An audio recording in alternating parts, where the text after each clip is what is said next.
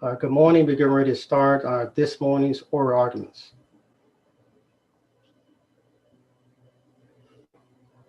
Good morning. We're getting ready to start this morning.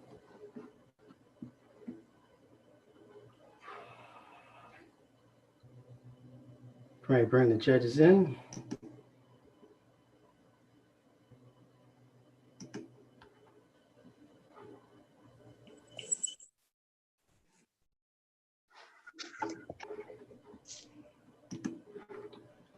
All persons having business before the Honorable Associate Judges, now presiding over the District of Columbia Court of Appeals, draw near and give your attention.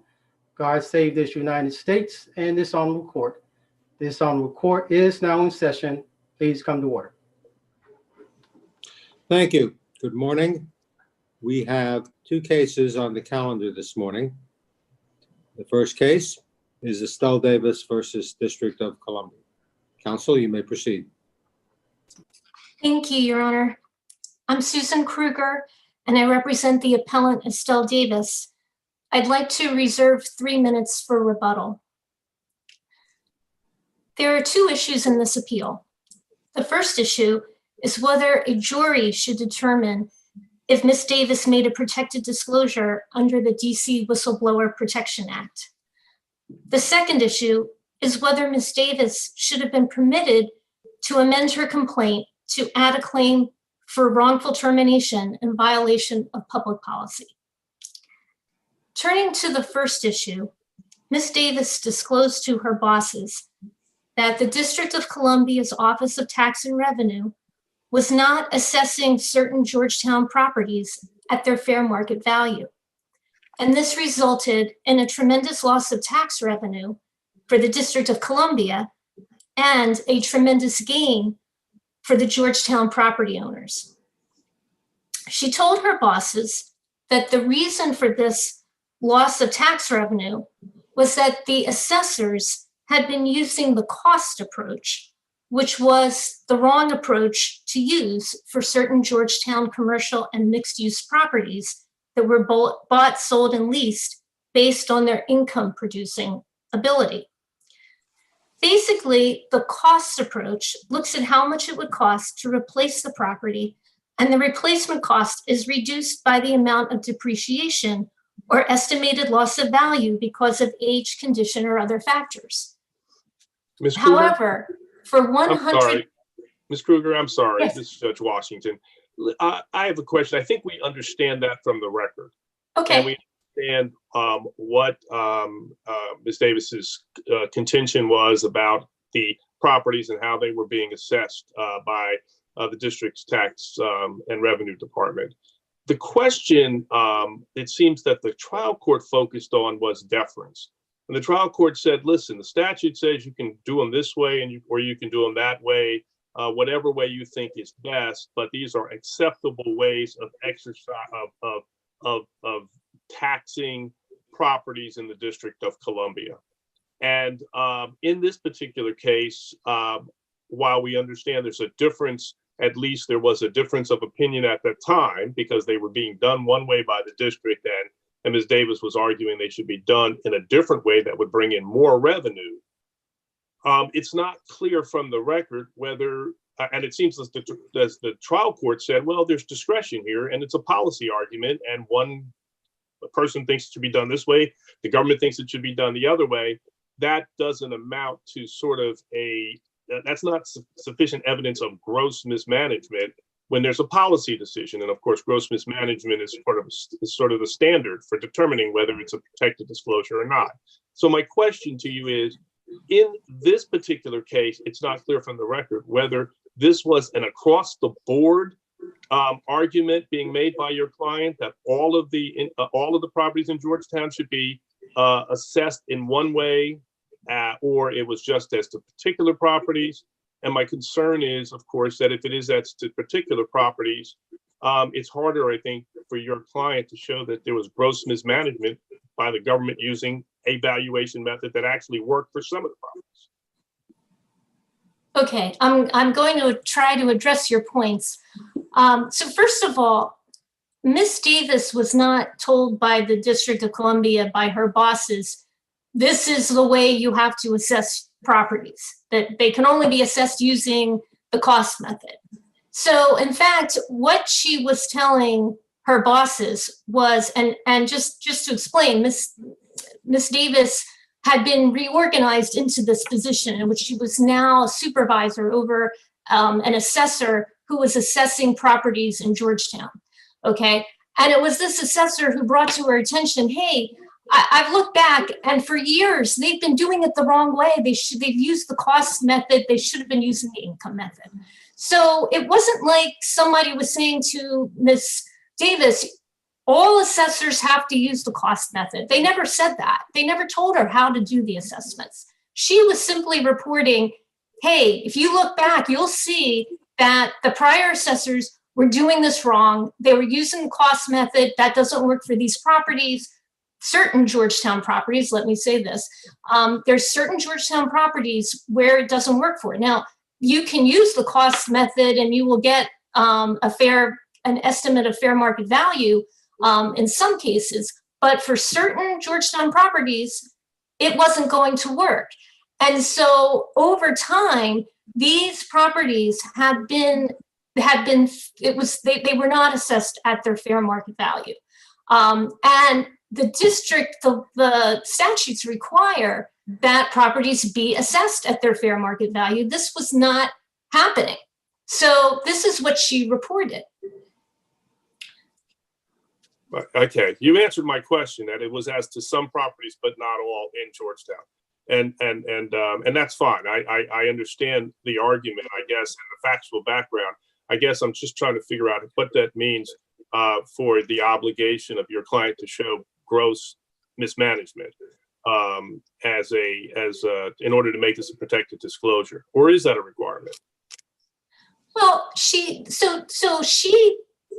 disclosed gross mismanagement and gross waste as well, gross waste of public funds, because what she was telling the district, what she was telling her bosses was, look, for all of these years, these properties were not assessed correctly. And now I'm coming in and I'm doing it correctly. I'm using the income method, and this is the approach that should be used. And in fact, now what's going to happen is that all of these many properties that were assessed not at their fair market value are now going to be assessed at their fair market value, and there's going to be a huge increase in those assessments. So this is what she reported to her bosses. You know, in your opening remarks, you said that what she reported was that certain Georgetown properties were assessed in a way that was causing a loss of revenues, a huge loss of revenues.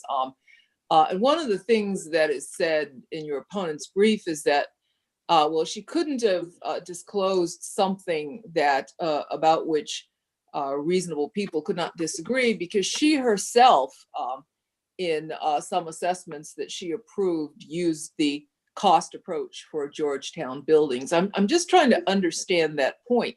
I mean, was her disclosure, as she regards it, a disclosure that there was mismanagement or waste or abuse entailed in sort of broad scale across the board use of the cost approach?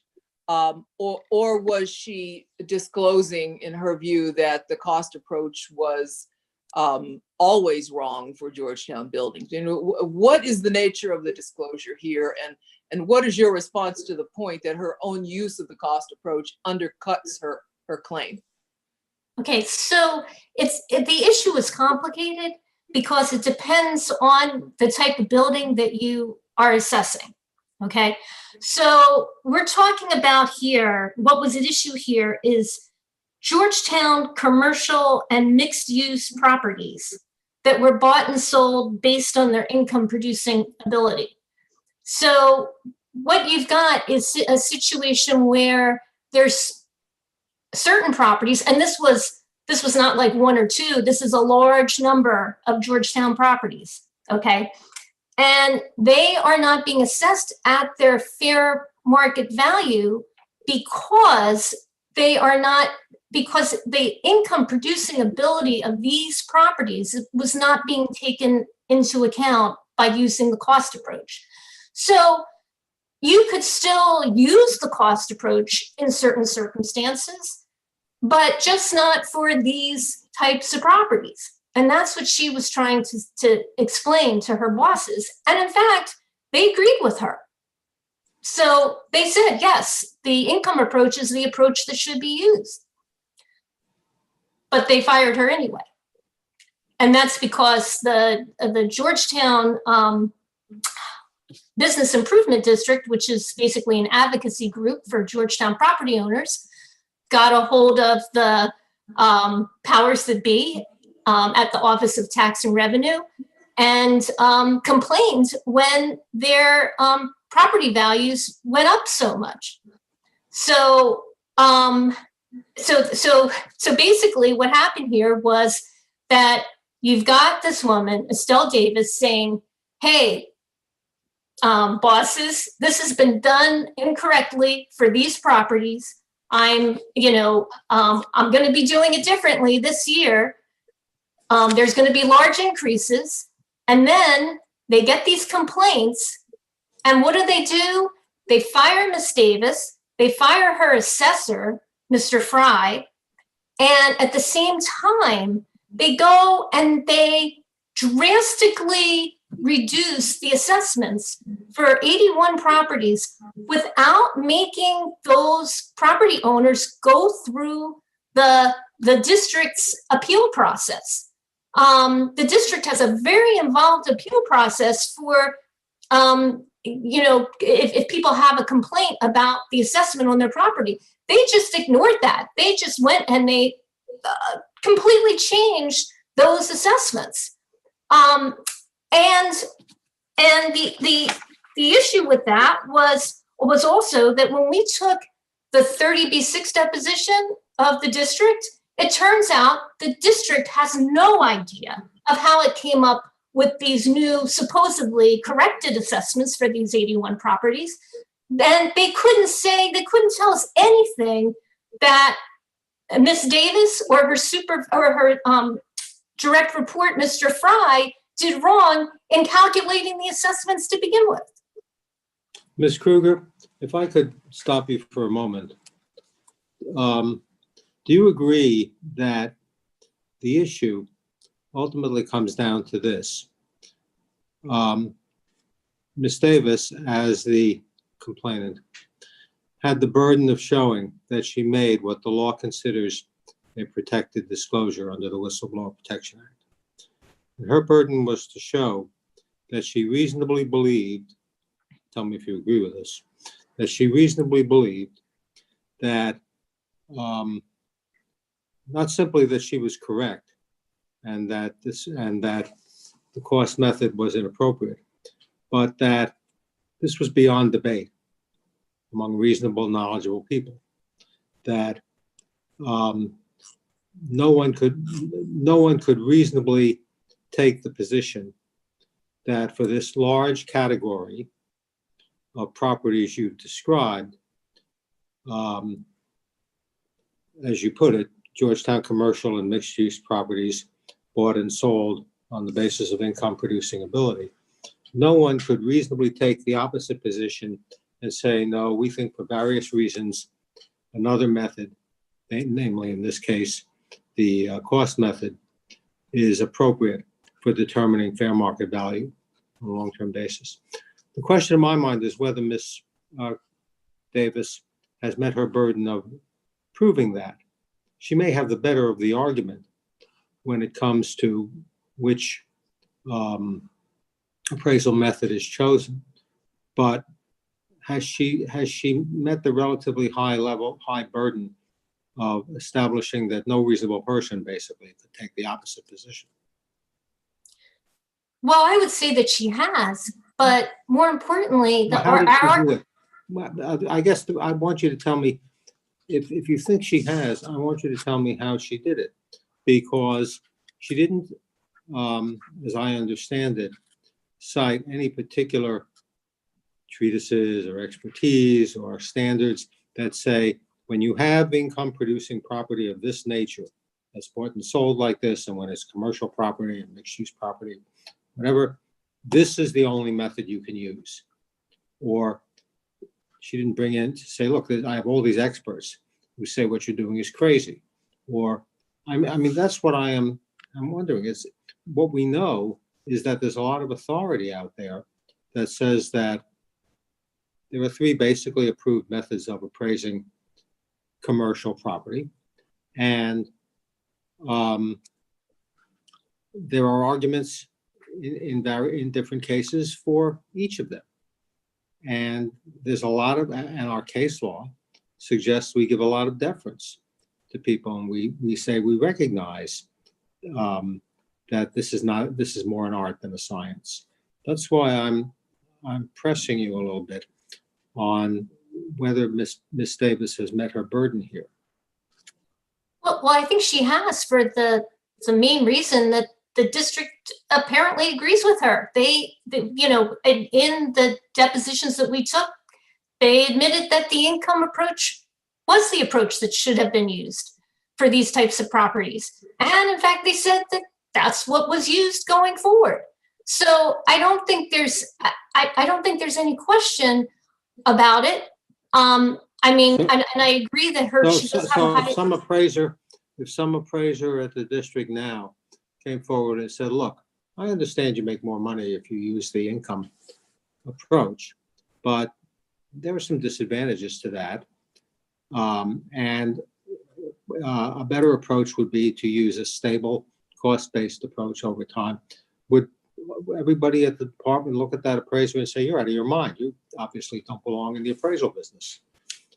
I mean, is that the position? Because otherwise, the fact that people ultimately agreed with her doesn't, I don't think, get you where you want to go.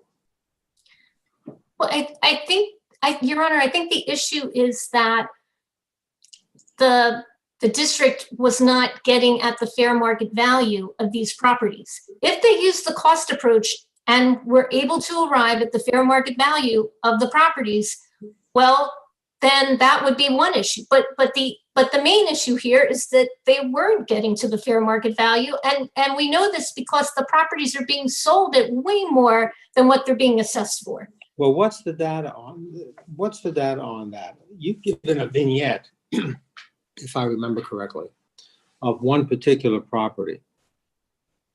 I don't claim to have immersed myself in the details of that property, but you've given a vignette, I think, of what is it called? The Georgetown Park. You can see I'm not a Georgetown resident. You've given a vignette of one particular property that was sold at a very high value. Now, the government has some interesting data in response to that, but even if we put that aside, that's one property.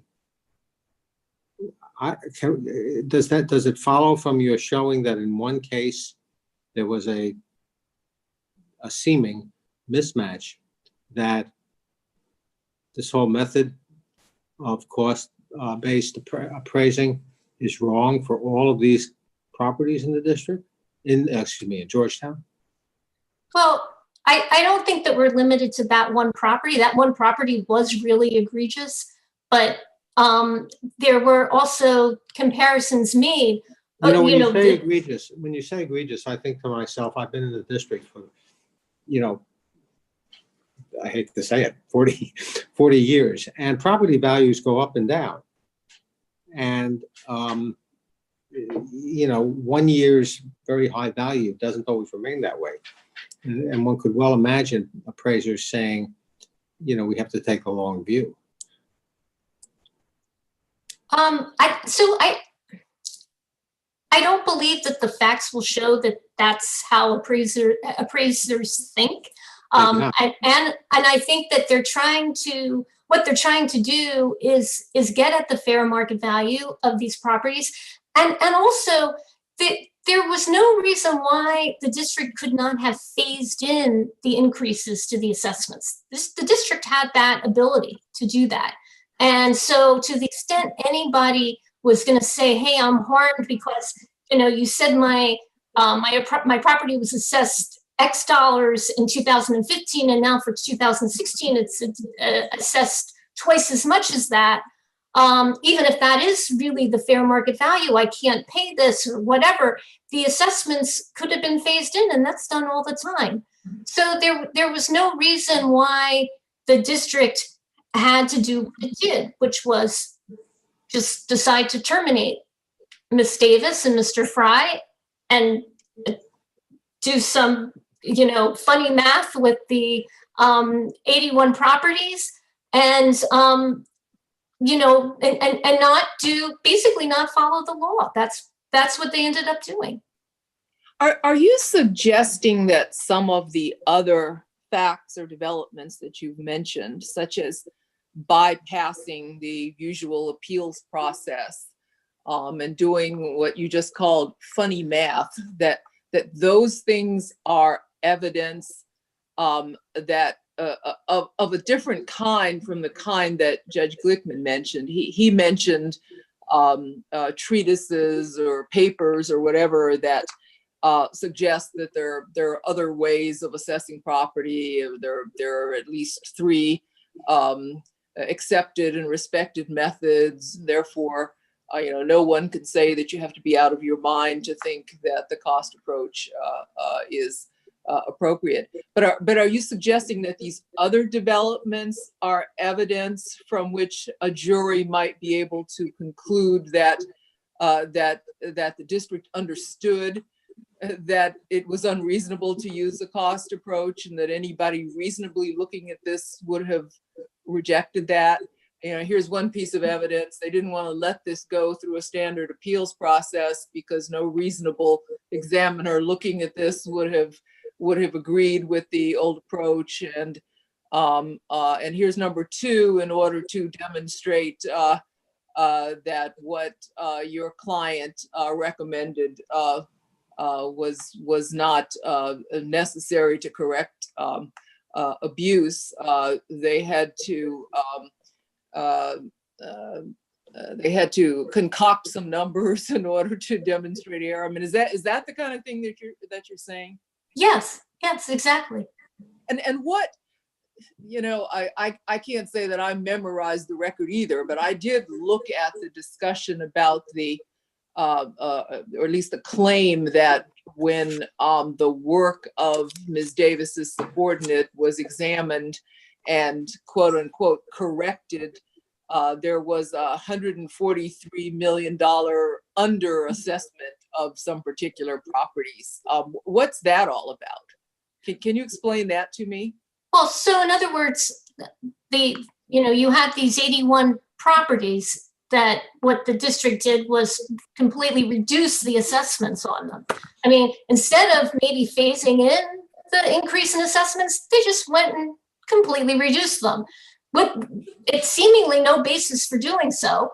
And as a result, they lost revenue in doing that.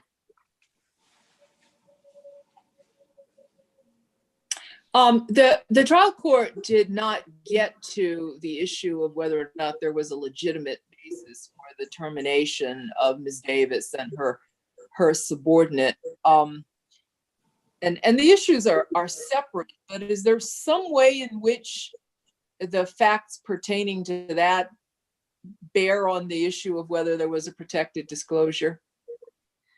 Well, I definitely think that they bear on it.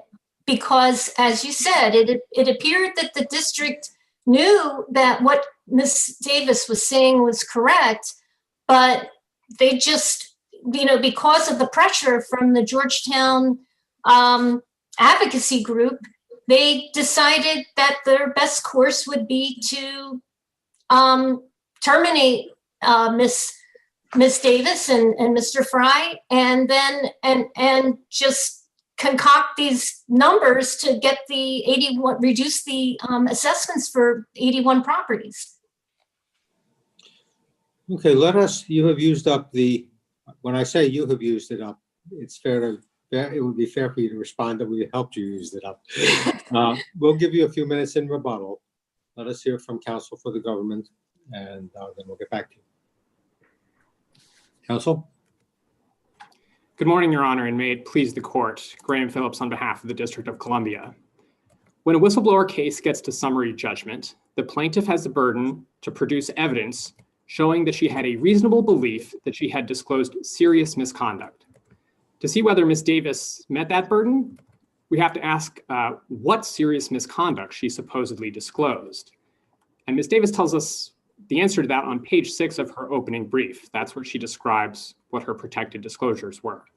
And what she says there is that what she disclosed was that OTR had been using the quote unquote wrong method, namely the cost approach, to assess the value of Georgetown retail and mixed use properties, which I'll just call Georgetown retail. When in fact, the quote unquote correct way to value such properties is with the income approach, which she said would generate higher tax revenue. But Davis lacked any reasonable basis to believe that this purported methodological mistake really was a mistake, let alone gross mismanagement. To begin, nothing in district law says or implies that that Georgetown retail properties or any other category of retail properties or commercial properties cannot be assessed using the cost approach. On the contrary, this court's cases have said many times that OTR has broad discretion in selecting among the 3 standard methodologies used for assessment. The court said so in YWCA, it said so in Circle, it said so in Capital Hotel Partners. One reason it makes sense to grant OTR that much discretion is that assessment simply is not a hard and fast science with clear right and wrong answers. The target that OTR assessors are aiming for, estimated market value, is a theoretical construct. It's not a definite number that anyone can know for certain. There's no answer key here that anyone can check. And given that, it makes sense that there can be disagreements about what's the best methodology to use. And even if multiple assessors agree at the broad level among methodologies, cost versus income versus sales, 2 assessors applying the same methodology could come to drastically different results about what they... Mr. Phillips, I hear you saying that, but, and certainly it is true that there are 3 generally accepted methodologies for appraising fair market or estimated market value. But I find myself scratching my head a little bit because when we have evidence of actual sales that are recent and that we have no reason to believe are not arm's length transactions, why isn't that, one would say, perhaps the best evidence of fair market value and the evidence that should be used unless it is disproven, unless some flaw in using it is established? It does seem odd to think that if, to take a hypothetical example, Georgetown Park gets sold for $200 million, that we should use an appraised value that's 20% of that because it's the cost value when we have a recent sale. What would the rationale even be for not using that sale value to determine the estimated market value of the property? So I definitely think that sales prices are important and perhaps the best piece of evidence you can have about what estimated market value should be, provided that the sale does appear to be arm's length with the various other criteria that are in the definition of estimated market value. So I do think that's definitely relevant. But I think the one actual sale that has been discussed anywhere in the litigation is the Georgetown Park sale. And there are a number of points I'd like to make about that. But before you do, and I won't stop you, but I just want to say, my point is this: Ms. Davis seems to be saying, look, we're approaching the sale of a certain, the appraisal of a certain type of property all wrong. Now, she uses the word wrong, and that's a strong word, but what she clearly meant was we have data on what these properties sell for.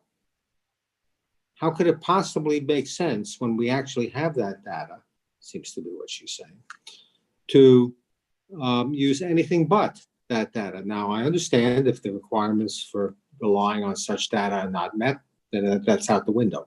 But if we're talking about sales that do appear to meet the arm's length transaction and other requirements that the definition imports, what's wrong with her argument that that's really the only way you should do this, and that you're, leaving a lot of money on the table when you don't do that? Well, I don't think there's anything per se wrong with saying we should put a lot of weight on actual sales where we don't have any reason to think they're suspect. But I don't think we actually have that evidence in this record. And it was Ms. Davis's burden at summary judgment to prove the reason that there was evidence of the reasonableness of her belief. In terms of what evidence we have about sort of sales assessment ratio discrepancies, I'm aware of only two pieces of evidence, and I think these are the only two that Ms. Davis cited in her reply brief, I believe, in one paragraph. And that's testimony from one assessor who said that in the past, the Georgetown sales ratios were, quote, not very good. And then the other piece is the reference to the Georgetown Park sale. So I'm happy to sort of discuss both of those. I think Miss Davis's point is, well, I had an assessor actually go through this. Mr. Fry, or I don't know the actual mechanics of how they work together, but Mr. Fry went through 81, I think is the number, properties of this type. And, he has his work product, and she apparently looked at it and found it acceptable. And she says, here's 81 properties in which there is this discrepancy. Is that not what she was basically saying? Well, a couple things, Your Honor. First, this set of 81 properties is not a set of properties that Ms. Davis or Ms. Fry did or could have thought of as a set in advance. I mean, these are properties that OTR leadership, after the fact, issued corrected assessments for. And Davis and Fry, by their own admission, were not involved in that process in any way. So they had never flagged these 81 properties as some special set of properties that they were making a disclosure about. They were among the properties that they assessed that year. I see. But they were not a set that Davis or Fry flagged in the course of making those assessments. Mr. Phillips, I just want to piggyback on Judge Glickman's question, because in this case, the court granted summary judgment. So the court had to have determined, and we have to review whether sort of any disinterested observer with knowledge of the essential facts known to and readily ascertainable by the employee could not reasonably conclude that the actions of the government's evidence constituted misconduct, gross misconduct. In essence, at this point, what we have, and I'm hearing this conversation about what the evidence showed, as Ms. Kruger has put forth, and what you're contending the evidence lacked, but what the evidence was that you believe could have been shown. But the question on summary judgment is whether any disinterested observer, given the way this evidence has come forth and been disclosed, could have found that the government engaged in gross misconduct. Why shouldn't it have gone to a trial based on the evidence Ms. Davis put forward at trial? What was lacking that would lead what was necessary in your mind in order for this case to get beyond the summary judgment?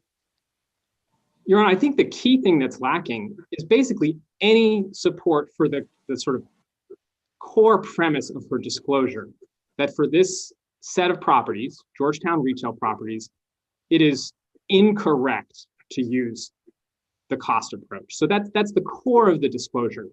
And there is simply nothing that supports that view. first as a theoretical matter, and that's, I mean, I've already discussed this court's case law, but I think it's important to ask, why did Ms. Davis think this? What was the sort of basic evidence that made her even have this idea? And what she said in her deposition was that this came from industry standards, namely the appraisal foundation's uniform standards of appraisal practice, professional appraisal practice, and this International Association of Assessing Officers standard on mass appraisal of real property. She said those are the sources from which she determined that this was the wrong approach. But she has never identified anything in those industry standards that actually says or implies that. She couldn't in her deposition. She didn't identify anything in her trial court filings. She didn't identify anything in her opening brief on appeal. And even after we explicitly challenged her on this point in our brief, there's nothing in the reply brief. And the reason is that these industry standards simply do not say what she thought or appeared to think they said.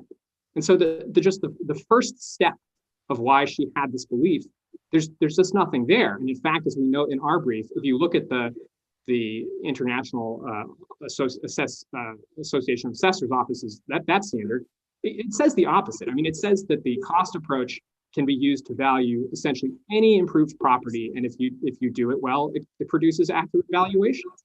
So I think this notion that this was just the wrong approach, first of all, just doesn't get off the ground. But then I think, sort of on the back end, the problem is that we don't actually have evidence from which a jury could conclude that any particular pieces of property were egregiously misvalued, that they were just totally wrong. And so one thing I'd like to focus on here is take the 81 properties that were discussed.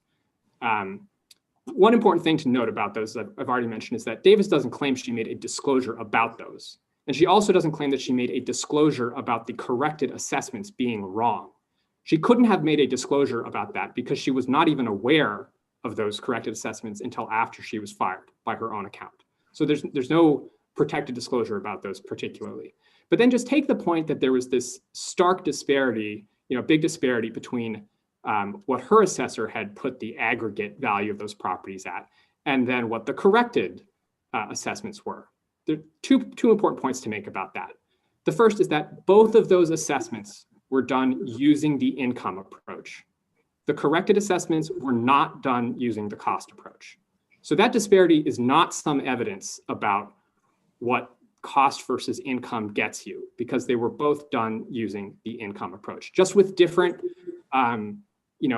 analysis of the particular inputs that go into the income approach.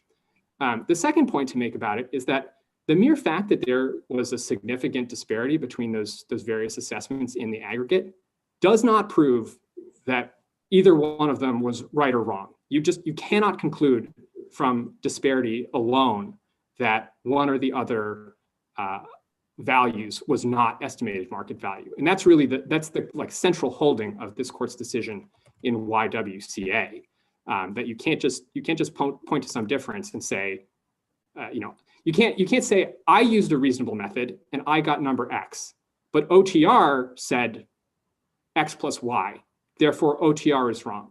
No, you can't. That is not how it works. I have a sense that what Ms. Davis ultimately was saying was something a little bit more general, something along the lines of, look, you're not trying to get the fair market value. It's not a question of you using, she probably put it perhaps not quite in this way, but it sounds like she's saying when you don't look at, or if you don't look at the sales data, you're simply not trying to get the fair market value. You're trying to get something else that might or might not come close. But you see what I'm saying? I think that's really her point. And that's what she means when she says, I'm looking to industry standards. She's saying you're losing sight of the goal here, which is when you choose an appraisal method, when you carry it out, your goal is to get fair market value. And so if you don't remember that goal, then there's a flaw in what you're doing. For example, just routinely using cost without regard to the type of property you're using and the fact that, you know, it's hard to figure out depreciation when the property is 100 years old and whatever. Do you have a response to that? That's how I'm sort of interpreting what she's saying. Well, let me circle back to your point about sales prices. And again, I think the core thing here is just lack of evidence on this record. So it is, for instance, it is not the case that we have anything like recent sales data for the vast majority of these properties. If you look at the edit sheets, even just look at the sample that we put in the addendum to our brief, you'll see that if there was a recent sale of the property, it is listed there. But for many, many of these properties, there hasn't been a recent sale. Some of these properties haven't been sold in 20 years. So there's no sort of check on those. And that includes properties that Ms. Davis approved the cost approach for. You know, she says in parts of her filings, well, you can use the cost approach if you check it against sales. But she used the cost approach in 2016 after blowing the whistle for various properties where there was no recent sale that she could check it against. So again, I think the only evidence we have of what are some actual sales prices, even if you just sort of start from the assumption that sales prices are the best check, and again, there's a big asterisk there. The only sort of broad spectrum evidence we have about that is this one piece of testimony from an appraiser that before, when they were mostly using the cost approach, the sales assessment ratio was, quote, not very good. And even if you just take that at face value, that means they weren't doing a very good job of getting these assessments correct. Doing a job, you know, a not very good job is not gross management. It's not gross mismanagement as a matter of law. And I think this court's Wilburn decision is really on point there. So that's the case where the disclosure was that a contractor who had been hired to review discrimination complaints had repeatedly used the incorrect legal standard, had failed to investigate things, and so was given an overall rating of, quote, poor. But this court said at summary judgment that as a matter of law, poor performance on this contract was not gross mismanagement. Gross mismanagement is substantially more than just mediocre or poor performance. So that's the one piece of evidence. And then the other piece of evidence is the Georgetown Park sale. And there are a couple interesting points to make about this. And some of this is in our brief, so I apologize if I'm repeating things you already know. But so it's true that piece of property sold in August of 2014 for $220 million. But then less than a year later, Davis and Fry valued that piece of property using the income approach at only $126 million. So they themselves valued it at almost $100 million less than the sales price. So in their view, the sales price far exceeded estimated market value, which is what you're going for under the law as an assessor. And the other interesting thing about that is that in that same year, for tax year 2016, they also calculated a cost approach estimate of its value. They didn't use that, but they calculated it, and it's there in their edit sheet. And that value was extremely close to their income approach assessment. It was less than 5 percentage points different from it. So in fact, that just goes to show that's just further evidence that this idea that it's unreasonable to use the cost approach for this category of properties just is not reasonable. There just isn't a basis for it, and that's further evidence. I don't want to prolong this, but refresh my memory if you would. Wasn't there something about whether certain I don't know whether the word is vacant or unused property was or was at Georgetown Park was or was not, I may have this wrong, was or was not included in the property valuation, and that made a difference? This is not fresh in my memory. I'm not sure about that. I think you're referring to a point that we make in I think it's footnote 10 of our brief, footnote 9 or 10. And the point that we just made there is that the total value of Georgetown Park comes actually from two parcels together. And the point we were making there is that it's mentioned several times in the brief that a couple of years earlier, Georgetown Park had been valued for much, much less, for $24 million. And this is Ms. Davis's, this is the aspect of Georgetown Park that she understandably focuses on, that there was this disparity. And I understand that makes sense. My point in that footnote is that I'm not actually sure that $24 million figure captures the value of both lots. But even it's not an apples to apples comparison. Is that the idea? That's right. If you looked at both lots, maybe it would have been higher. But I'm willing to stipulate for the moment. Let's assume that that did cover both lots, and so $24 million is fair, and so there was this disparity. Just a couple points to make about that. The first is that Ms. Davis does not claim to have made a disclosure about that disparity. She acknowledges that her supervisors came to her about that, not vice versa. So there's no protected disclosure there. This is maybe just evidence of general practices. And the other thing is that disparity, I don't think you can say that, chalk that up to a problem with the cost approach as a methodology. And if you look in I think this one is footnote 9 of our brief, we cite Davis's deposition testimony, where she sort of explains that the problem with that valuation was not that the cost approach is intrinsically unacceptable. It's that they didn't have information about this recently renovated property. And we totally acknowledge that if you don't have the right raw information about any of these approaches, you could get to the wrong result. But that's not a problem with the methodology per se. And again, her disclosures, as she describes them, is a problem of methodology. The cost approach is wrong for Georgetown retail properties, and that framed in that way, it's just not supportable. I think the only thing that this court's case law can support is the idea that maybe the choice among these three methods, if it ever could be gross mismanagement, and again, that is a high bar, you could only show that in the context of specific properties. You could show, you'd have to show, look, there's something about this property that just means you cannot, it would make no sense, and it would be obvious that it makes no sense to use approach X, Y, or Z on this piece of property. But Ms. Davis's disclosure was not about specific properties, and there's at no point in this litigation has she made an argument about specific properties. So I don't think it can get over the bar. So Mr. Phillips, just very quickly, and I understand that we're running out of time. So is your argument that under the circumstances here, any valuation method that is generally acceptable in the industry for assessing value of commercial real estate is, in fact, could never amount to gross mismanagement unless there is a unique property for which none of the accepted methodologies could possibly work?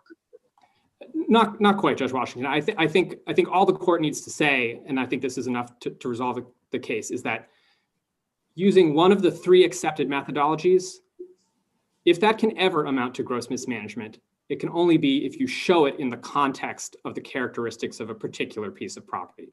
So if you can show that for this piece of property, there's something about it which means that using the cost approach is just an absolutely egregiously wrong thing to do, and that only some other method could have possibly led you to estimated market value. So I think that's as far as the court needs to go. And I think that, again, that resolves this case, because this is not a case where Ms. Davis made disclosures about specific properties. She didn't say parcel X, it was undebatably wrong to use cost on parcel X because here's some facts about parcel X. Her disclosure was at a sort of broader level than that, and the evidence just doesn't back up that this assertion is true at that, or even reasonable at that broader level. Does the record include any information about the approach used to value commercial properties in other parts of the city?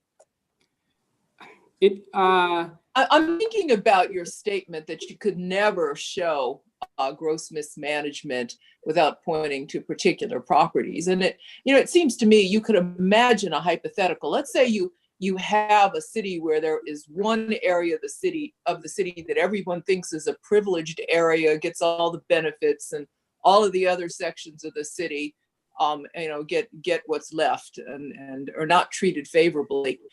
And it came to light that that OTR was using the cost approach in the privileged area of the city, but using the income approach everywhere else, with the net result that privileged area of the city in general was ending up paying a lot less in property taxes than it might otherwise. Seems to me you could make out a case for that. I'm not saying that's the record here, but all of us who are longtime Washingtonians are quite familiar with the claim in our city that Georgetown is a privileged area. And when you hear these facts, your antenna go up. That's not to say that the record supports Ms. Davis's claim, but the antenna go up when you hear someone say, oh, for all of these Georgetown properties, look what they're doing. They're undervaluing them. Here's this Georgetown business owners organization that has political clout. Look what's happening there. They're not doing it elsewhere. That's why I think your broad statement perhaps is not true. Though, as I say, I'm not saying the record shows anything like that here. But does the record show anything about approaches used for commercial properties elsewhere in the city? I don't think it shows very much. I mean, the edit sheets that are in the record include some properties that are outside of Georgetown because Mr. Fry did not appraise solely in Georgetown. So there's some, you could sort of look at that for some evidence, but I don't think there's any real sort of broader categorical evidence. And certainly no evidence that I can think of that supports the idea that there was something special about Georgetown retail properties being appraised specifically on the cost approach. And I guess one thing to highlight there is we talked some in our brief about this audit report from 2012. And Ms. Davis actually helped the auditors and is thanked by the auditors in that. And an important point that audit report notes is that at this time, OTR didn't yet have a sort of algorithm in their mass appraisal software that was tailored to the income approach for retail properties. They were in the process of adding that into the software, but they hadn't yet implemented that. And that's so that is one reason why it would not always make sense to use the income approach for retail properties, because there were some downsides to having to do it outside of that mass appraisal software that we discussed. And that is something that was citywide. That software is citywide. It's not that there was something specific to Georgetown in the absence of that capability at this time. So that's one piece of data about how there's not something Georgetown specific about the use of the cost approach for retail properties. I would be happy to turn to the question of motion for leave to amend. I know I have far exceeded my time. Just really quickly, I think it's fairly straightforward that it's futile under this claim is futile because she did not refuse to violate the law by her own account. And I really don't think there's any. I don't think it would be proper or frankly possible under precedent for this panel to sort of alter the scope of the Adams exception. I'm happy to discuss that further if the panel has any questions, but if not, I'm happy to rest on our briefs on that point. And of course, also happy to answer any further questions about the protected disclosure. But if not, we ask that. I think we have your argument. We ask that the court affirm. Thank you. Okay, thank you. Ms. Kruger, give you a few minutes. Is your sound on? Now it is. I think I got it working now. So yes, I was going to address the second issue, and what I wanted to say about that is that of course Miss Davis was not told by her supervisors, you either assess the properties the way we want you to, or you're going to get fired. No, she was never told that. But it seems that the court should expand the law on wrongful termination and violation of public policy to include what happened to her which was, okay, she didn't know these were the terms, but in fact, those were the terms. She didn't have, she was fired because she followed the law and she attempted to assess properties at their fair market values when in fact that was probably the worst thing she could have done in order to keep her job. So they fired her because she did that, because she followed the law. You know, and this also is supported by what the district did in its meetings with the Georgetown Business Improvement District, and the fact that at one of those meetings, there's evidence that the Georgetown Advocacy Group pressured the district to get rid of Mr. Fry. They didn't want Mr. Fry doing the assessments anymore. So, so I wanted to point that out. I also wanted to address just briefly about the situation of Georgetown Park, and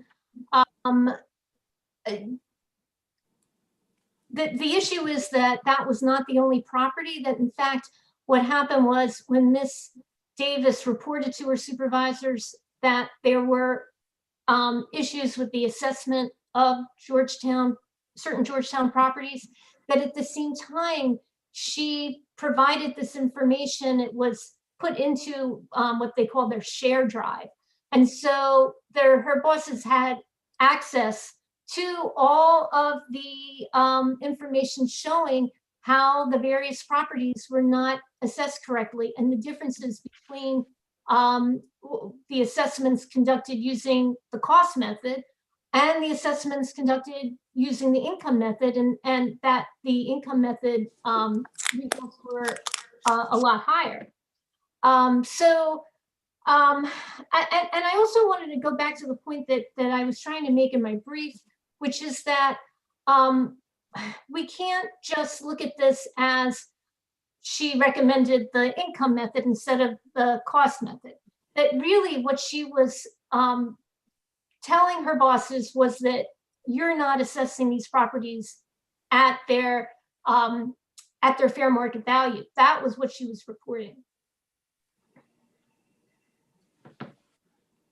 May I ask a question? Do you agree that what's been quoted to us is a general proposition, I've forgotten where it comes from, that the cost method is a perfectly appropriate method for general use, including in this area, when done correctly? And that to the extent one wants to challenge it, therefore, you can't challenge it. You have to challenge it by showing that it's not being done correctly, or perhaps that there is something really unique about this particular property that makes it inapplicable, which might come down to the same thing. Do you agree with that general statement, or do you think that general statement is incorrect? Well, I don't think that she needed to go to her bosses, or whether she could even go to her bosses and say, here's sales data. Because as it was pointed out, you know, we don't have sales data for a large number of these properties. But what she did was go to them and say, look at the disparity between what we have here in terms of the assessed value when we use the cost method, which doesn't take certain characteristics of these particular buildings into account, and look at the difference that we get when we use the income method. How do you respond to the real world example of Georgetown Park, where one year if I understood correctly, the income method results in a appraised value of $220 million, and the following year it results in an appraised value of $126 million? So, doesn't give you a lot of confidence in the method. Well, and I guess that there are issues with any method, but it also depends on you know, how the method was used, and there's a lot of this isn't necessarily plugging in certain numbers and coming up with a result. There's a lot of discretion here. I mean, but again, I think that what we have to look at is what she was disclosing, which was you're not arriving at fair market values. And, and then I think we also have to look at the district's response to that, which was that they agreed with her that the income approach was correct, but then they went ahead and they made up reasons why they could reduce the assessments for 81 properties in Georgetown. Okay. Well, counsel, let me thank you both. We have your arguments and the case is now submitted. Thank you. Thank you. We'll call the next case. Counsel, you can exit. Thank you, Judge Glickman, for bringing in the next case. Okay, bring it in. Good.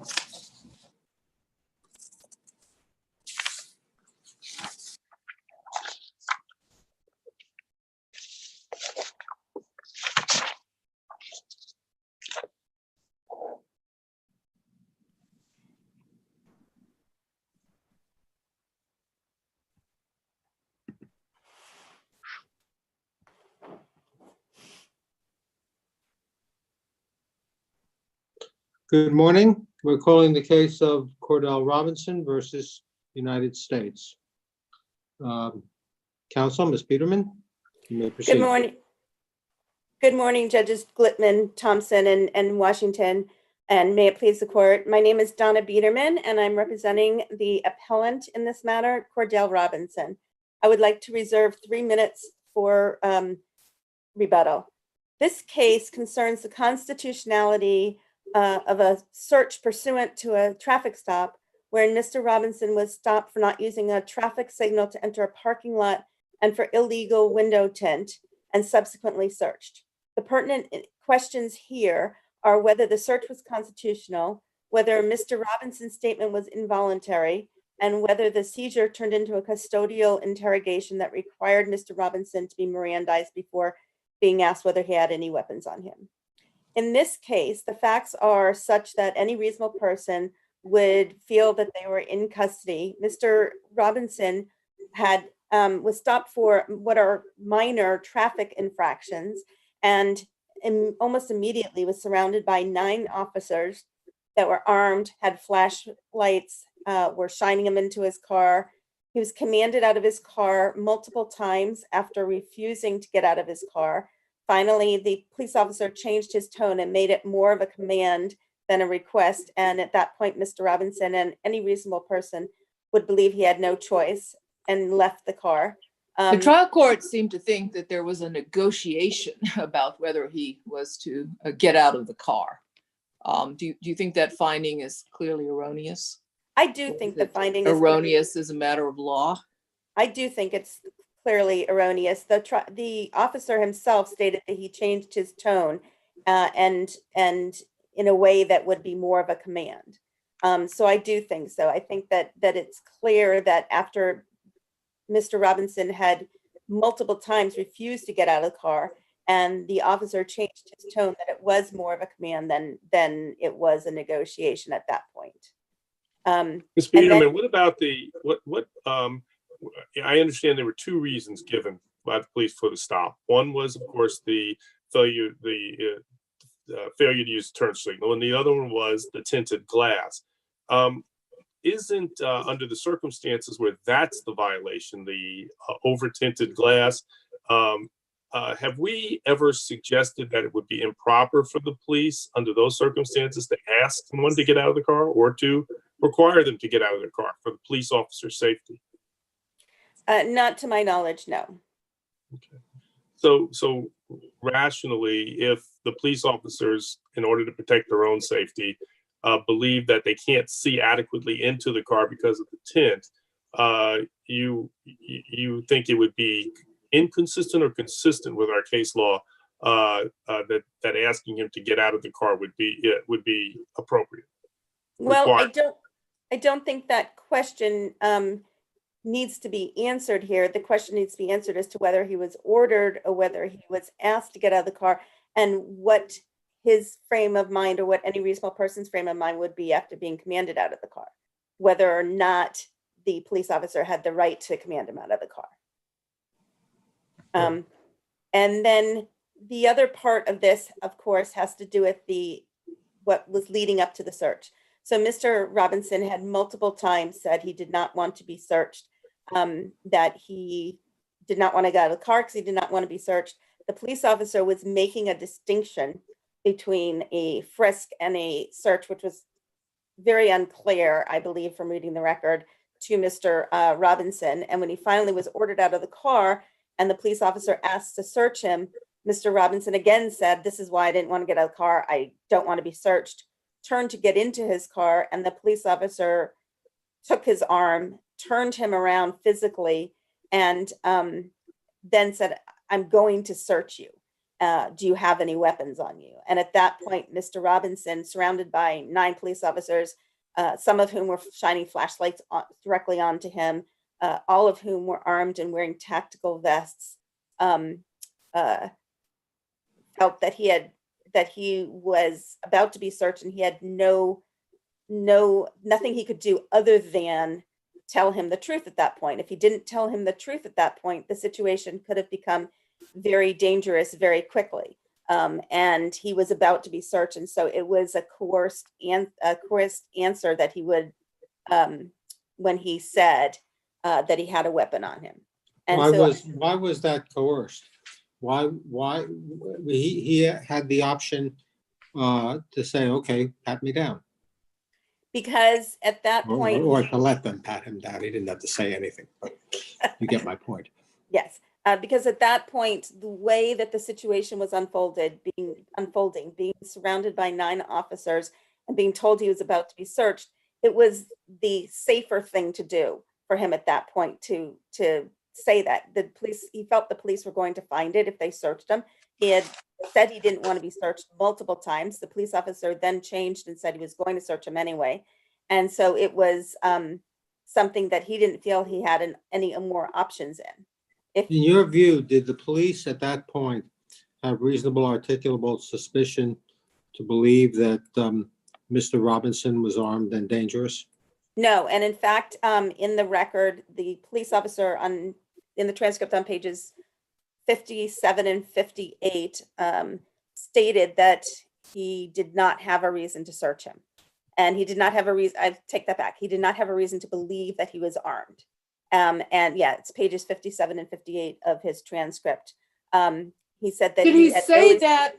Did he say that about his reason or lack thereof at the time he asked him to get out the car and began to describe to him what a pat down would entail?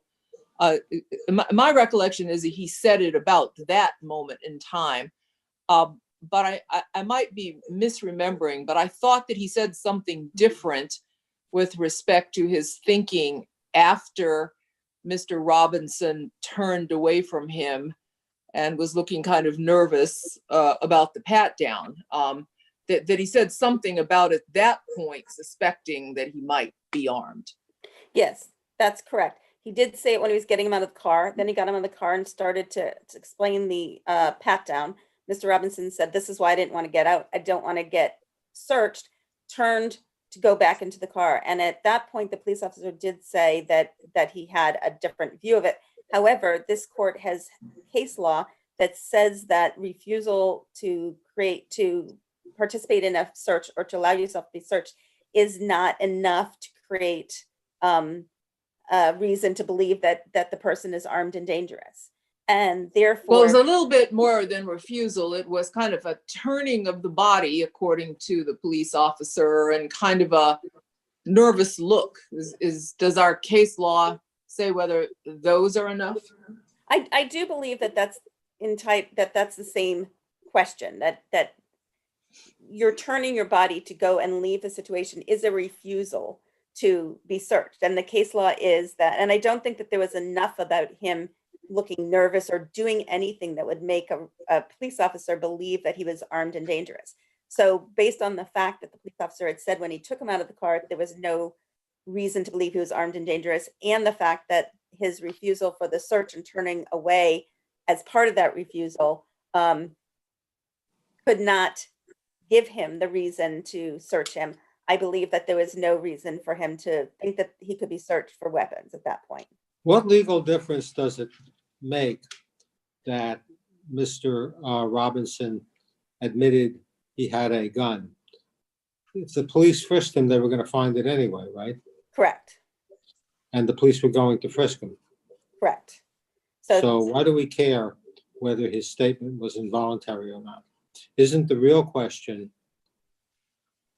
well, maybe I shouldn't call it the real question, but wouldn't a more appropriate question be whether the police did something, whether the discovery of the gun was the fruit, the suppressible fruit in some way of something illegal that the police did? That is part of it, but I don't believe that there's enough as to where the gun was actually found. We know it was found down his pants. The only thing, even if the police had the right to search him, and they could only do a pat down of his outer clothing. And I don't believe there's enough in the record just to say that they would definitely have found it at that point. Okay, through a simple pat. Even if that's true, and even if therefore his statement becomes important, what difference does it make whether the statement was involuntary within the meaning of the Fifth Amendment if it was the fruit of an illegality? Well, at that point, he should have, because of the custodial, he should have been given his Miranda rights, and the statement would not have been allowed in. And the question would have been whether the fruits of Well, you're conflating their involuntariness with a Miranda violation.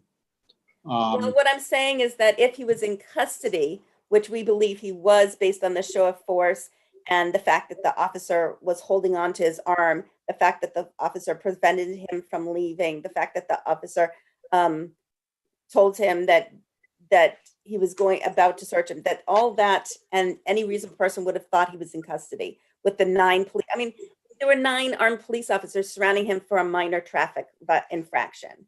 And that gives a show of force that is sufficient, along with these other things that I've just mentioned, to show that he was in custody. You argue in your brief that the traffic stop was prolonged in some measurable way because of what was entailed in the pat down and the request or order to pat down. Tell me how you think the stop was prolonged.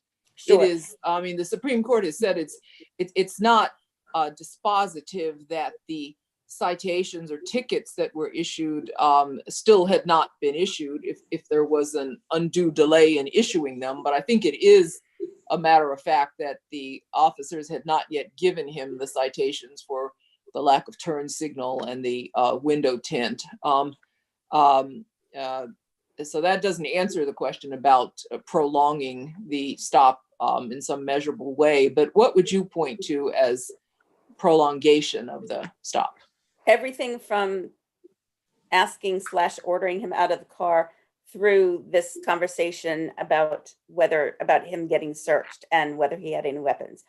It's not necessary. Well, it's clear under the Supreme Court's case law in any event that the officer could ask him out of the car. Is that not right? Yes, but without particularized suspicion. Correct. But once he said no, that the police officer should have just gone on and given him the ticket at that point. There was actually no reason for him to leave the car.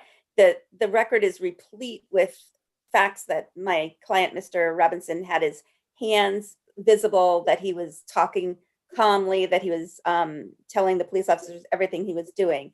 So there was no real threat to safety. And the officer didn't say he asked him out of the car as a threat to safety anyway. The officer said he asked him out of the car so that he could show him the tint, which is not necessary. He could have at that point have just given him the ticket and given it to my client and let him on his merry way.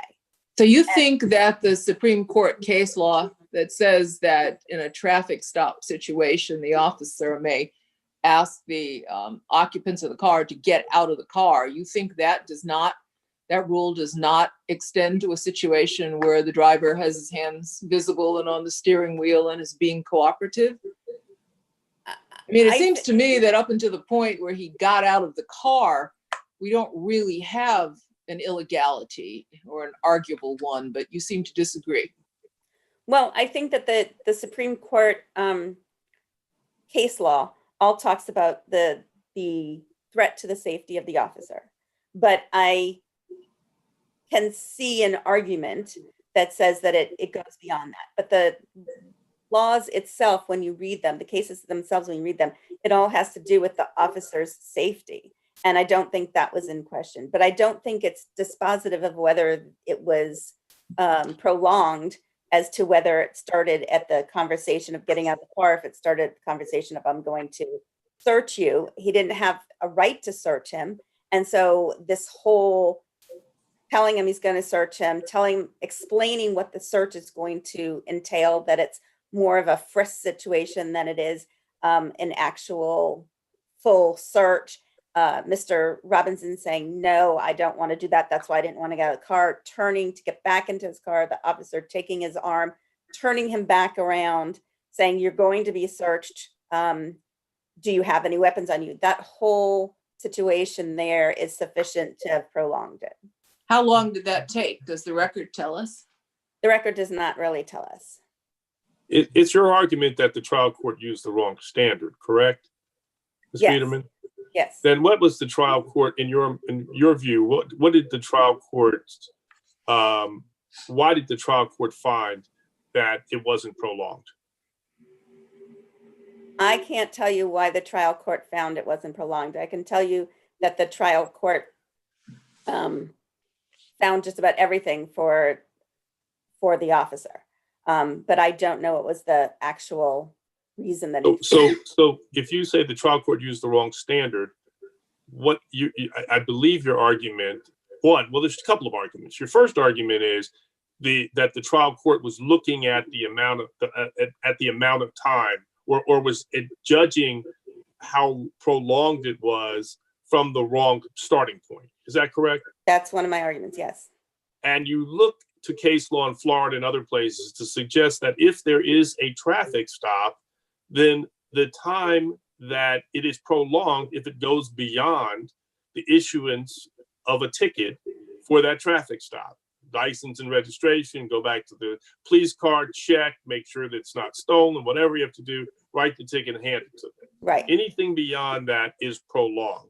Correct. Is that consistent with Supreme Court cases or those the Florida cases, and I think there may be cases from few other jurisdictions?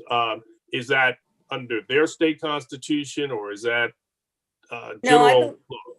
I believe it's proper under Supreme Court, the Supreme Court case of Rodriguez about not prolonging it anything longer than what you need in order to actually do it. And I believe that Rodriguez talks about traffic stops and how it's actually to do what you just said, to do the quick investigation, to give him the ticket and to let him on his way.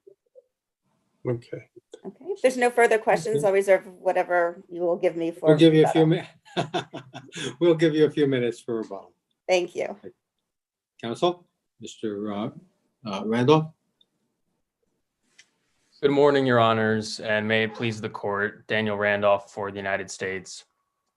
I'd like to begin by responding to a factual point that appellant raised, and I just want to make sure it's very clear for the record that when Officer Joseph testified that he had no reason to believe that appellant was armed, that was at the point where appellant got out of the car. And I'd like to turn the court's attention to the next 3 seconds of this interaction because I think they're really critical, and I think they do establish beyond much doubt that there was reasonable suspicion here that appellant was armed. If the court cares to take a look later, this is at 4 minutes and 4 seconds of the body worn camera to 4 minutes and 6 seconds of the body worn camera. And again, this is right when appellant's gotten out of the car. The very first question that the officer poses to appellant is, do you have any weapons on you? And immediately, appellant turns to the right. He mumbles something that's not a response to the question, and he engages in that turn, which the officer described as blading. And our view is that that reaction alone, which the officer under settled law was permitted to consider in assessing reasonable suspicion, that evasive reaction to a very specific question about whether there were weapons on him established reasonable suspicion that he was armed. And that's especially the case when it's considered in combination with the circumstances of the stop. So there were heavily tinted windows.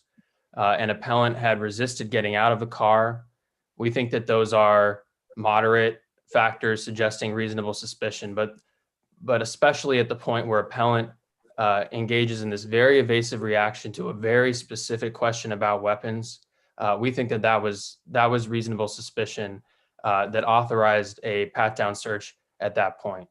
And so appellant's argument that when he admitted to the weapon, it was because of some threatened unlawful pat-down search, it doesn't really go anywhere because any proposed pat-down search was lawful.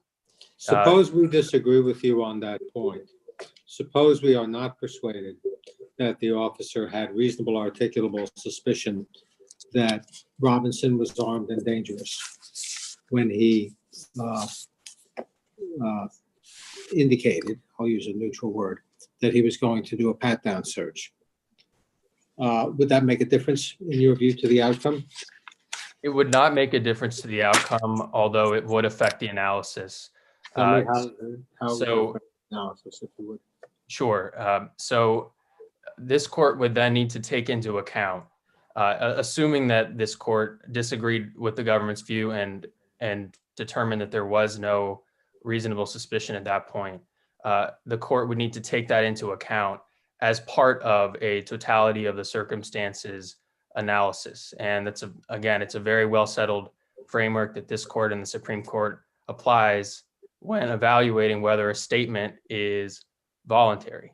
And I think it's telling here, appellant filed a reply brief, but made no effort to engage with a really critical case here, and that's the Green case, which we discuss at some length in our brief.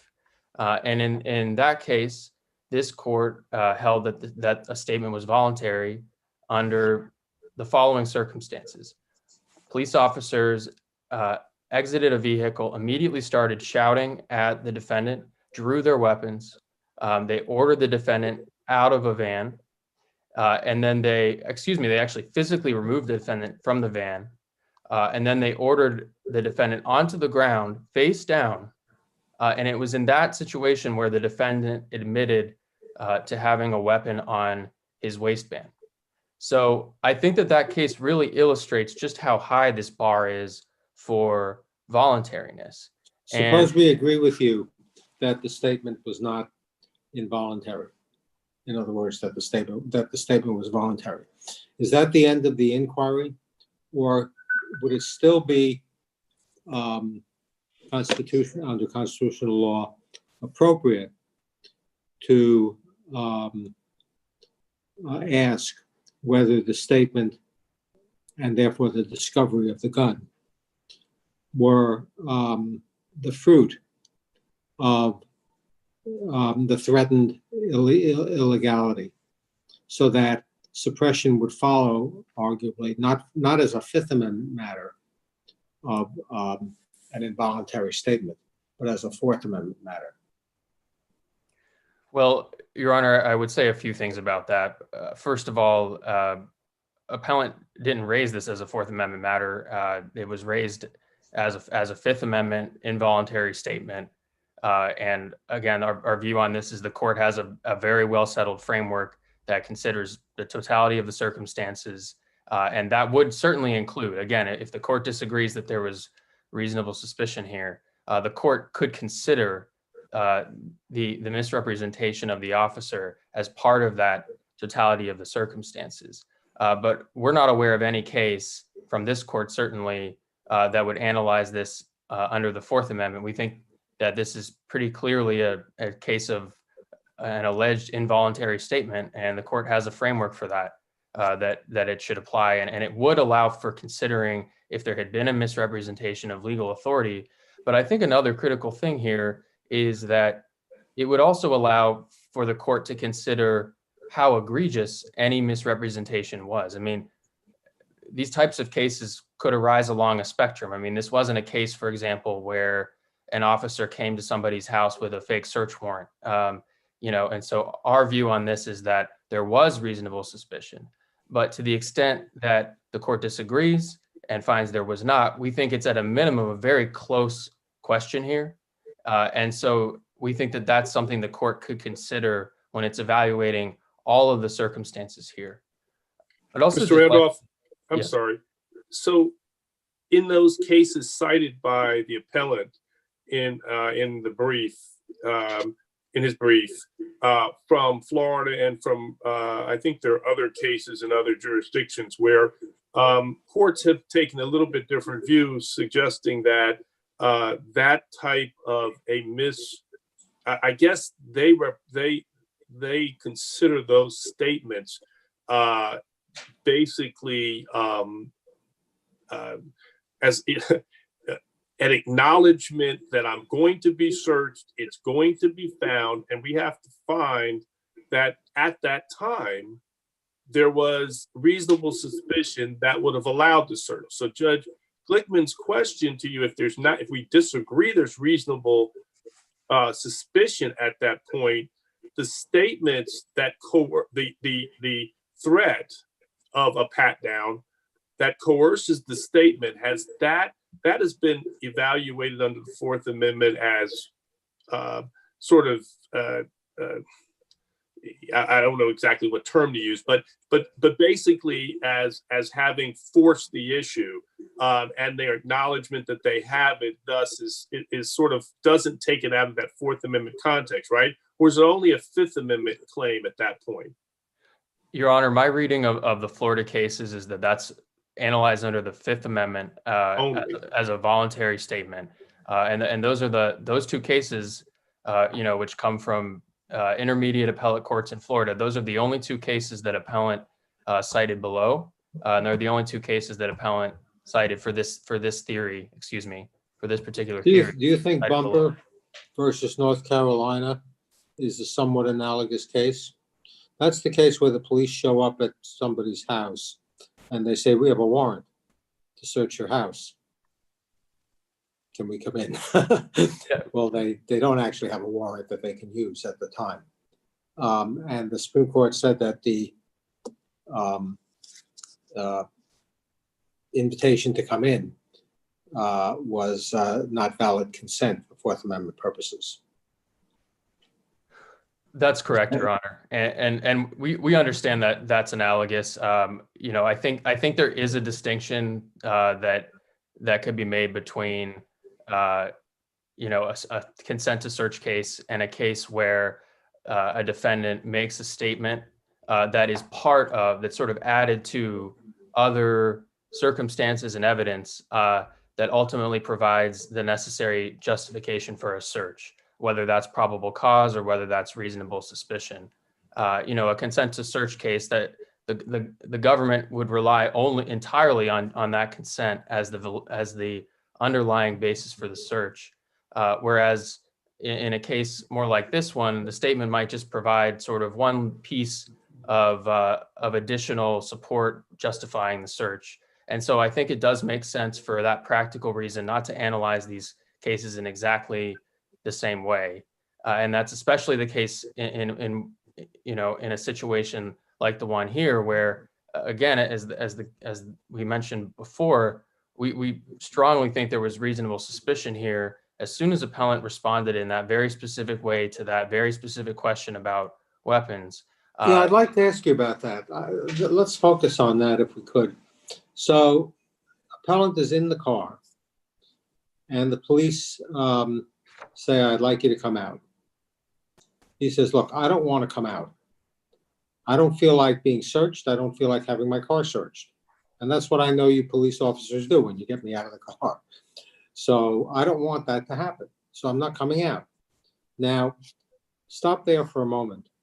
Does that have any, do those statements and that unwillingness to cooperate with a police request, that the police are entitled to request and in fact order under Supreme Court doctrine, does that have any evidentiary significance for any legitimate evidentiary significance?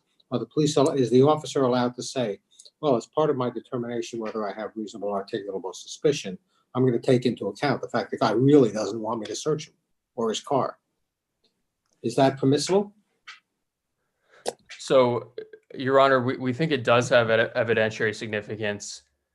Well, let me answer each part of your question. So, first of all, we think that it does have evidentiary significance on the Fifth Amendment question. No, I don't care about the Fifth Amendment question. Okay. I'm talking about the Fourth Amendment question.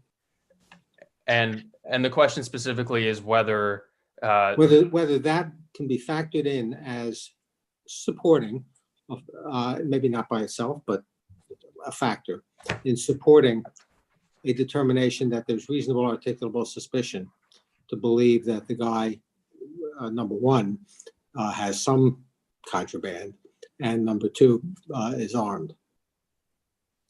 Yes, Your Honor. And for that, we would point to, for example, the Anderson case, which makes clear that a defendant, or excuse me, that a police officer can observe an individual's reaction to questioning, as long as the questioning is lawful. And the same would be true of a request to get out of a vehicle.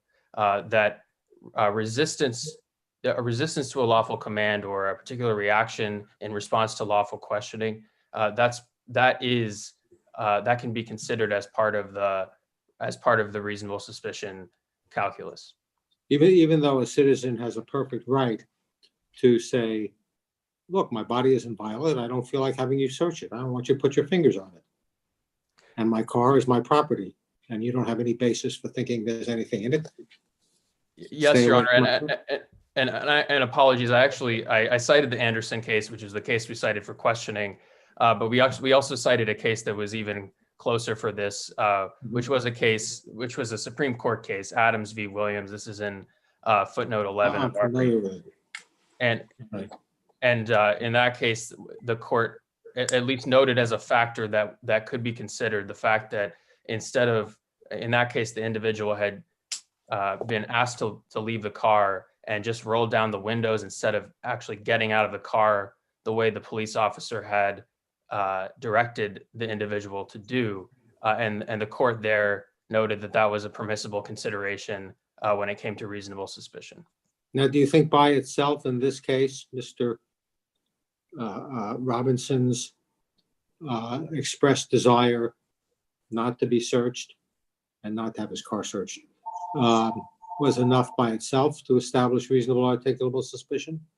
No, Your Honor. No, Your Honor. We would say that up until the point when appellant got out of the car, at that point, there may have been some circumstances that started to suggest reasonable suspicion, but we wouldn't say that at that point that threshold had been satisfied. We think that now when he gets out, the officer then says, I'm not quoting verbatim, but then says, I'd like to pat you down.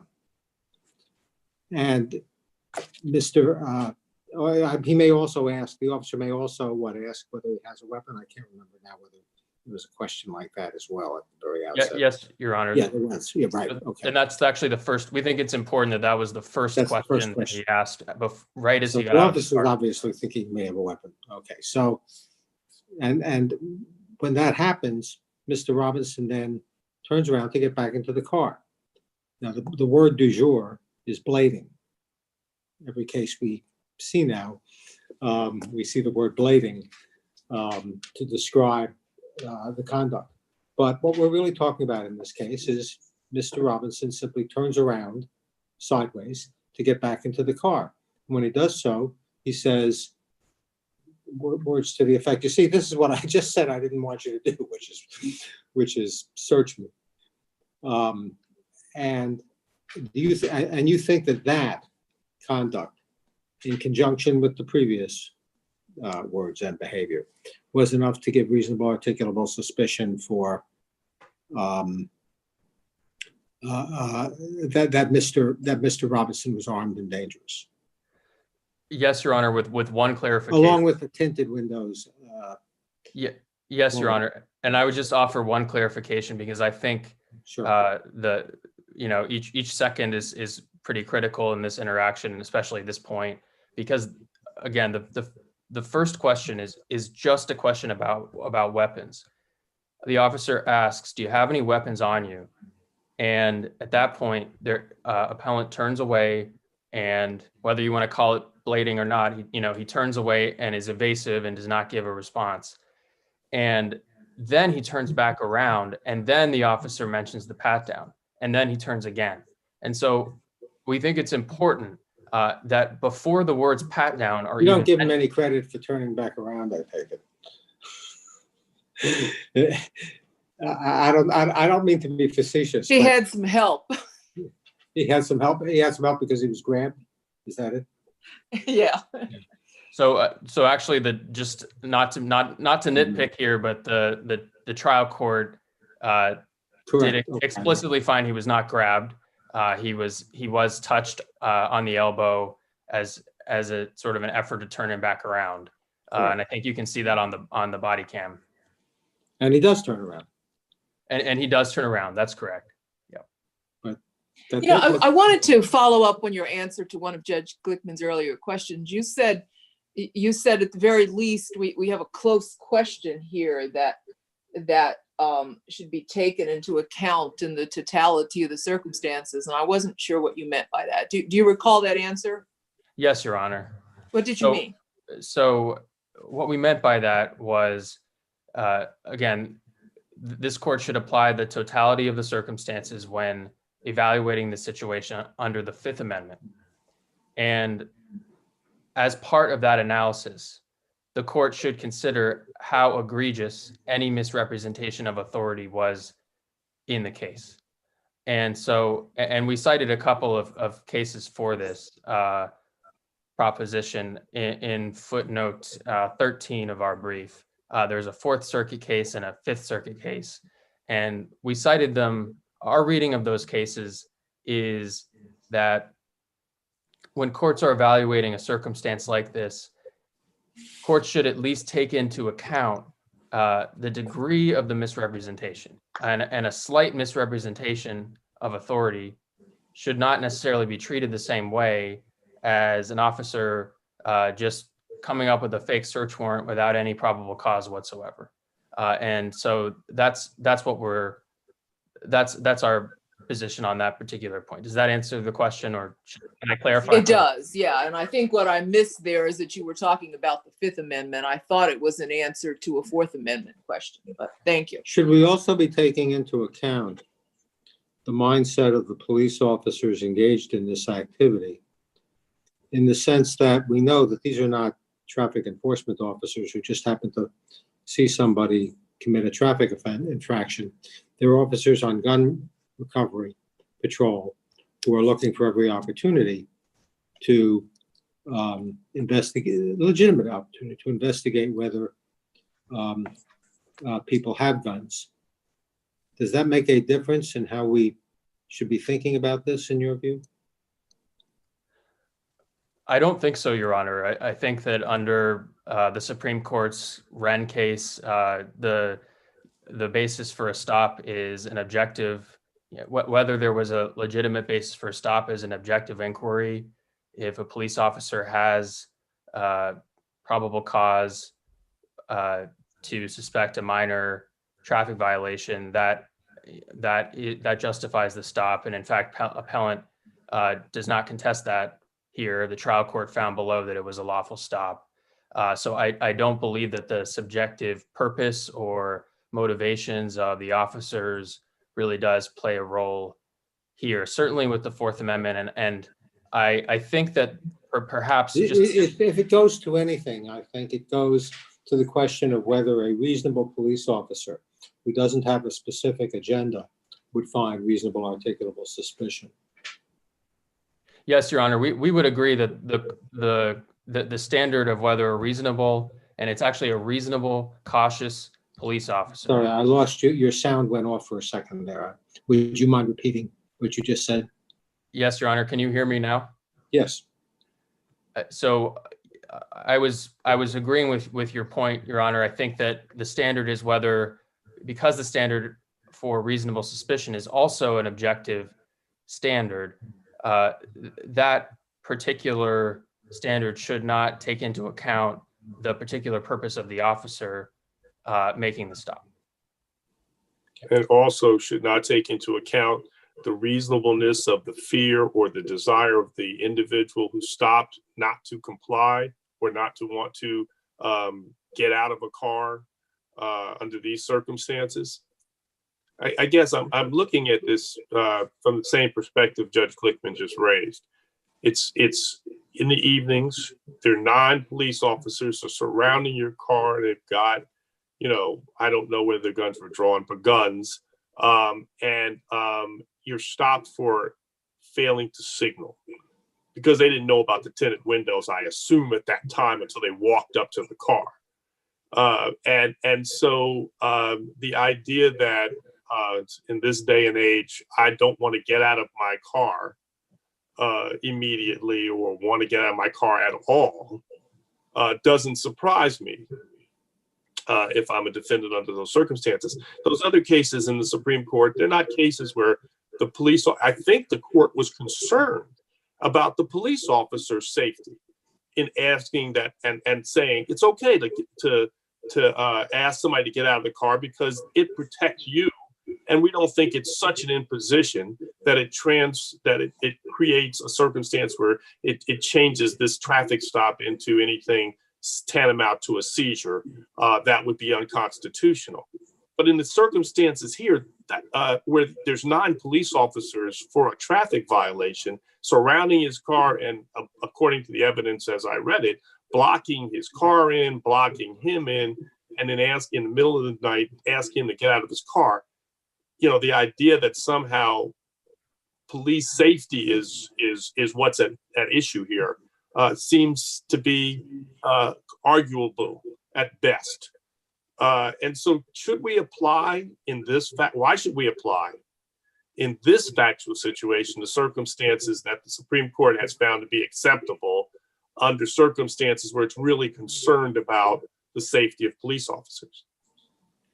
Yes, Your Honor. So just a few very, very quick points. So one is on the tint. The tint was part of the traffic stop as well. The trial court found that the officer testified to that, and the tint meter did register a 13% light transmittance, which was these were very dark windows, and the officer testified that he observed the darkness of the windows before he noticed the failure to use the turn signal. So I just wanted to make that brief clarification. I realize that's not central to your point, Judge. Right. Second, with respect to getting out of the car, we're not suggesting that all of these factors are entitled to the same weight here. We think that, for example, the tinted windows are a relatively minor factor when it comes to reasonable suspicion. We also think that resistance to getting out of the car is a relatively minor factor here. Especially Judge Washington, as you point out, we understand that there would be plenty of reasons why someone wouldn't want to immediately get out of the car when they're asked to do so in this situation. We're just saying it's a minor factor. We think the really significant factor here is that, those 3 seconds that keep coming back to, and we think that those combined with all these other circumstances are really what does establish that reasonable suspicion. But we're certainly not trying to say that at any time a motorist doesn't immediately want to jump out of their car because a police officer asked them to, that creates reasonable suspicion. We're just saying that it could be considered as part of this broader analysis. All right. And finally, Your Honor, I see that my time has expired. If I could just very briefly mention the Miranda claim. Our view on this is that the court should not reach that claim on the merits. We're happy to discuss it on the merits. I'm happy to answer questions about it. We think it's pretty clear this was in Miranda custody, but under Patain, it just doesn't matter here. And that's because the fruits of an unwarned but voluntary statement are still admissible if the only basis for suppressing the statements is a Miranda violation. And specifically, this court's decision in Morgan, which we cite at the very end of our brief, it's the last page. There, the court there was a Miranda claim, there was a stipulated trial, and the court just dropped a footnote and said, we're not going to even reach the Miranda claim here.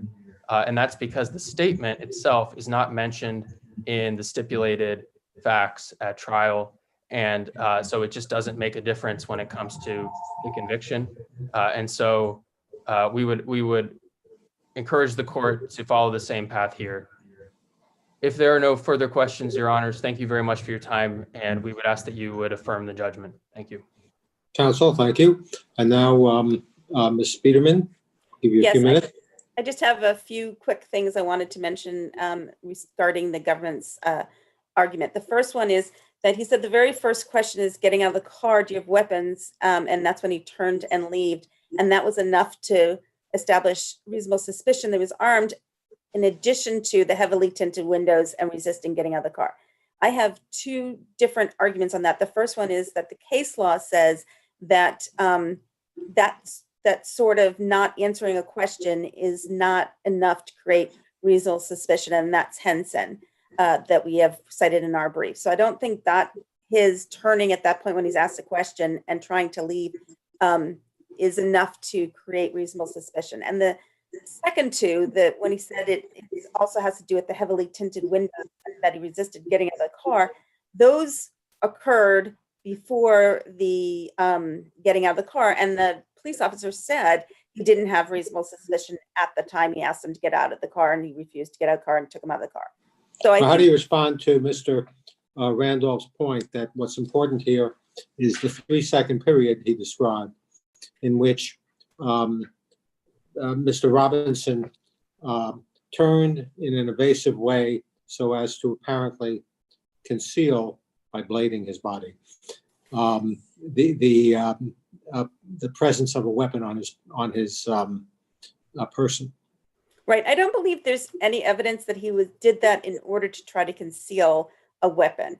I think he did that in order to try to leave the scene. And I think that's where Henson comes in and says that's not enough to create reasonable suspicion.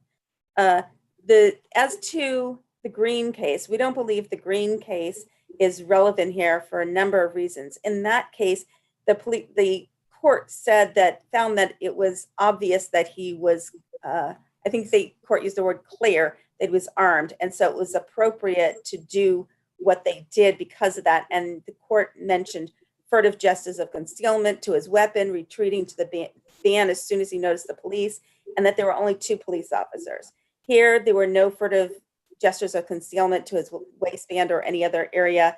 I think the government relies on the Green case, not for the Fourth Amendment issue, but on the Fifth Amendment issue of whether the statement here, as compared to that case, was involuntary. Right. And I think that there's enough differences between the 2 cases that it would not apply to this case because of what had happened up until that point. The government also said we did not argue the Fourth Amendment issue, which is very curious. Section 2, starting on page 18, is all about the Fourth Amendment and goes on from there. And section 2E on page 22 of my brief is titled "The Search of Mr. Robinson Violated His Fourth Amendment Rights." So I don't understand why the government believes we didn't argue that. We certainly did. The government believes you did not argue that the officer lacked reasonable articulable suspicion to pat down Mr. Robinson, and did not argue that the discovery of the gun was the suppressible fruit of that, if you will, threatened illegal pat down. Well, I believe we argued both of them. We argued that the Fourth Amendment was violated and that he was not allowed to be searched, and that was suppressible there, and also that his statement was involuntary, and because his statement was involuntary, it's also suppressible that way. And I think I bring the court's attention to that section, and from there on to say that. And as to pertain, I believe pertain is only if it's a voluntary statement. It's not if it's an involuntary statement. Other than that, I don't believe pertain is relevant here. So we would respectfully request that this court reverse the trial court's denial of Mr. Robinson's motion to suppress the evidence. Okay. Counsel, thank you very much. The case is submitted. Thank you, Your Honor. Thank This you. court is now adjourned.